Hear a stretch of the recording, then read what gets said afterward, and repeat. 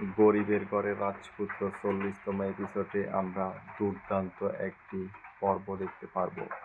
এই এপিসোডে অনিক এবং মেঘলার ভুল বুঝাবুঝির অবসান হবে। তাদের অনাগত সন্তানটি একটা মহিলাকে দত্তক দেওয়া হয়েছে, এই বিষয়টি মেঘলাকে নিশ্চিত করবে বৃষ্টি। এতে করে রাতুল এবং সামান্তার যে উচাল এটা ভেস্তে যাবে এবং অনিক এবং মেঘলা তাদের ভুল বুঝাবুঝি অবসান ঘটিয়ে তাদের সন্তানকে খোঁজার জন্য ব্যাকুল হয়ে যাবে এবং তাদের সন্তানকে খোঁজার আপ্রাণ চেষ্টা করবে। এদিকে বৃষ্টি সন্তানটি কোথায় আছে এই বিষয়টি স্বীকার করবে না, কারণ শুরুতে স্বীকার করলে যদি কোনো বিপদ হয় এই জন্য স্বীকার করবে না। তাই যদিও অনিক এবং মেঘলা মিলে যায়, তবুও তাদের সন্তানকে নিয়ে হাহাকার থাকবে দুজনে।